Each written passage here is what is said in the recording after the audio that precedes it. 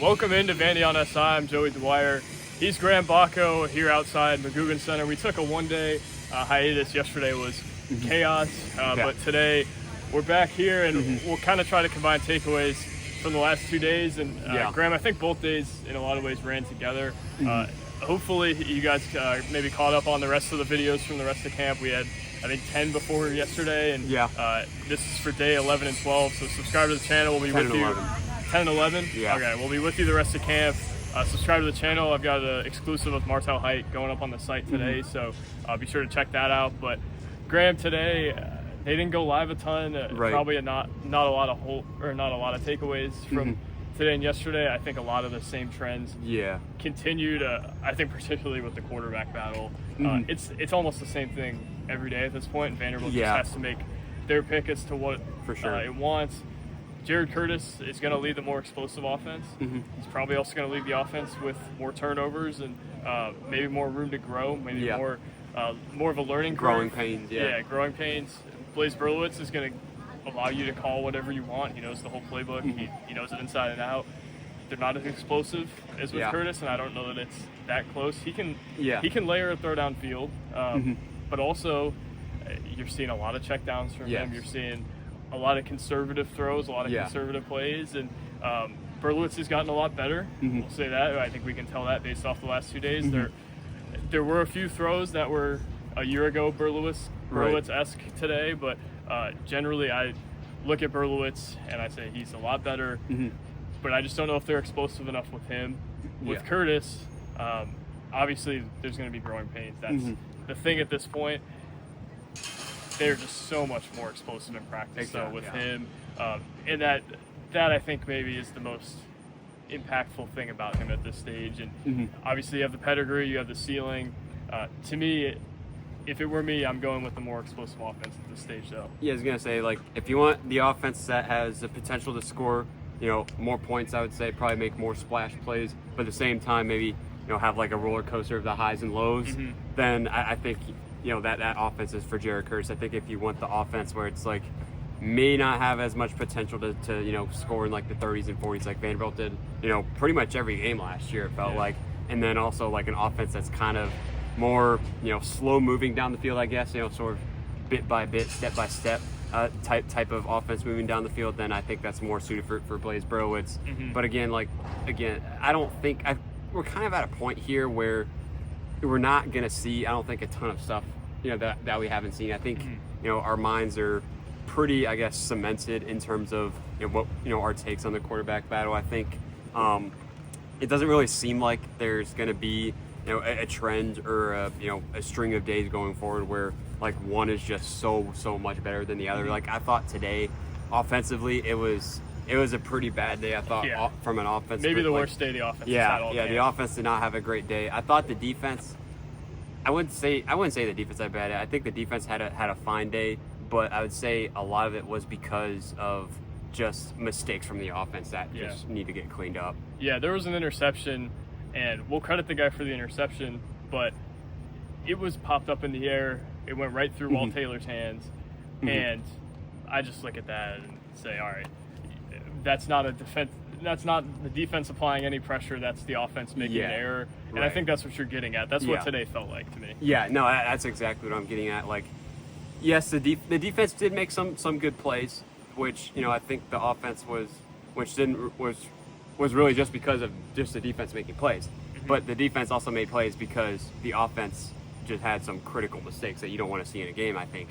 And so because of that, I don't want to say it was like an elite day or like a super good day for the defense today, but it was a fine day overall. Yeah, I will say the defense has decisively won the last 2 days. Yes, we don't want to take away from that. They have decisively won, and at this point, it's like this is when the offense should probably start to make up some ground, and I don't know that we've seen that yet. Not to be overly negative, but it's just I don't know that you're seeing them turn the corner yet. And I actually think on defense you're starting to see some guys turn the corner a little bit more. Like Tate Hamby, I think, has played really Oh well. yeah, He's he really he had a really great day yesterday. Yeah, he stacked some really good practices. Jalen Gilbert just always has a good camp, and I don't think Vanderbilt should really worry if he has to be on the field. Like if they have an injury or two in the safety room, I think he can play. Dante Carter's starting to make more splash plays. Like we mentioned for the first 7 days of camp, like the guy hadn't made a splash play, and then I think every practice since then he has done something really impactful in practice. Today I think it was more on the quarterback for throwing the ball to him rather than him actually making the play. But I look at Dante Carter as someone who I feel more confident that he can get on the field and that he will be in the right places than I think I've ever felt with him. Graham, we talked to the corners today.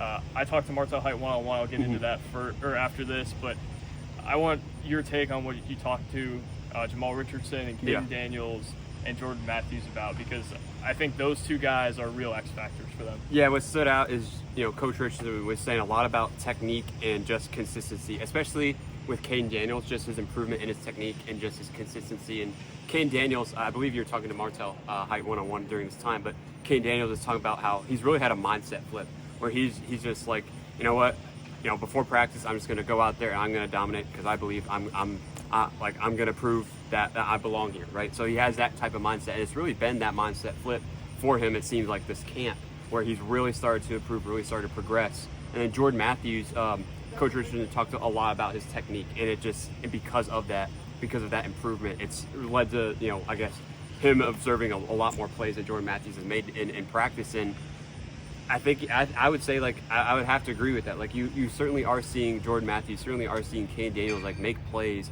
and look really good in practice. And I think I would say that the depth of the cornerback room has strengthened because of it. Yeah, I would say this is probably the best top three they've had. Yeah. And it's kind of weird for me to say that because Colby Taylor was, I think, as talented a corner as they've ever had. And it's not a slight on him, but Martell Height, from what Jamal Richardson said, has had his best camp yet. Yeah. Jordan Matthews is way better than he was a year ago. I think he could be the best corner on the roster. And then Caden Daniels, like Jamal Richardson said, he makes a play every day. Yeah. And he rarely gets burned. Those are guys that I think can very consistently be reliable SEC corners. Sure. And what was the last time we could say Vanderbilt had 3 reliable SEC corners? That's why I think their roster is better. It's a great question. As a whole. Right. And I don't know, like, I'm not saying they're going to win 10 games, but I just look at a room like that and the safety room and the linebacker room and say they upgraded probably all 3 of those rooms. Yeah. They, I think, upgraded in terms of their pass rush, depending on how good Brian Allen is.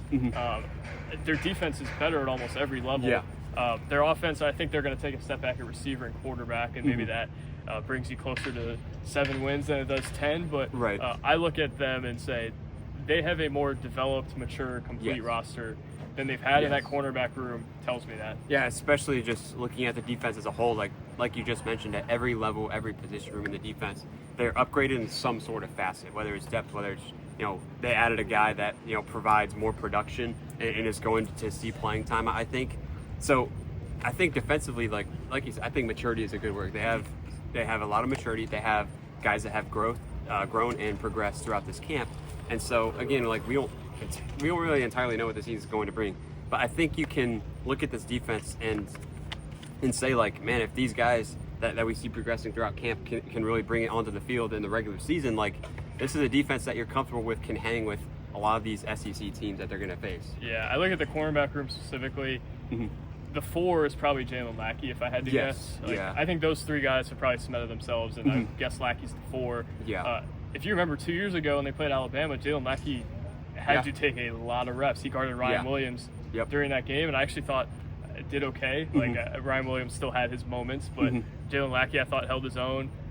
You look at their transfer portal class, like in past years, those guys would have had to see the field. Yeah. I think Sellers would probably be more likely to see the field than Davies, I would think, at this point. I think I would, that'd be my assumption. But he's the 4th or 5th guy. He's not the second guy. Like, in 24 when they brought Taylor in, I think Taylor's more talented than any of the transfers they got this year. But, again, those guys, they don't have to play. Colby Taylor had to hit. He had to be a guy for them. And that's where I see maybe that maturity develop. Martell Height as well, almost an indicator that they feel more confident in their receiver room. Height, his almost exclusively transitioned to corner, like Harkley told us this summer. Yeah. Height confirmed that to me today, that he really hasn't taken any reps offensively. He's going to be a corner this year, and Richardson said it's his best camp. Yeah. I don't disagree. I feel like Height's really always made plays this camp. I feel like he's not gotten burned very often. And to me, the moment that stands out is you talked about the Georgia State game last year, and I messed with him. I was like, you were the only one who had a bad game against Georgia State. And he was like, yeah, you're right. Like, they won by 55. But he said he watched that film back, and he just saw so much wrong technically. And he saw his focus maybe wane a little bit. He was too relaxed. And he basically, at that point, said, I'm not completely ditching receiver, but I'm going to be a corner. The best chance I have to play in the NFL is being a corner. Right. And I think I have to agree with that. Like, I think this is probably the smarter move. I don't know that I really got him playing both ways last year. That it seemed a little short-sighted to me, but Height's going to be better this year, and I think if everything goes right for him, he could be one of the better corners in the league, which, I mean, that would be a heck of a way to end his career. And he would be one of the best corners Vanderbilt's had in recent memory. Yeah, and I think another thing that impressed me when we talked to Martell Height during just the overall availability is his recollection of a couple plays guarding Cam Coleman in the Auburn game last year. And it looks like he's really studied that, like those two plays in depth. I think he got beat by Cam Coleman on a couple over, some pretty impressive catches from Coleman. But like he's really gone back to that film and really honed in on his zone coverage and his press coverage with that. So that kind of recollection, just the memory he had with those, was really impressive to me, and obviously shows he's been in the film room. Yeah, absolutely. He talked a lot about wanting to improve his press coverage. He really wants to be more aggressive at the point of attack, and I think has refined some things technically there, so maybe he could be more of a press guy this year.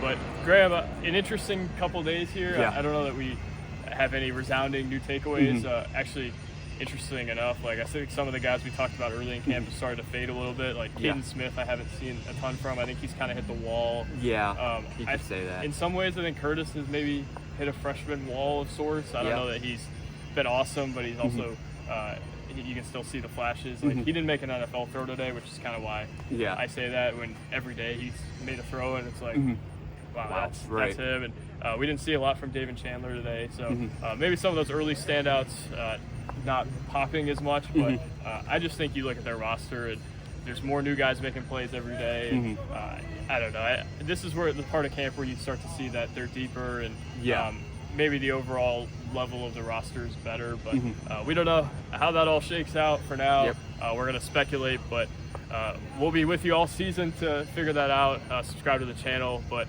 for today, I'm Joey Dwyer. He's Graham Bacco. Thank you guys for watching again. God bless, and we'll talk soon. Peace.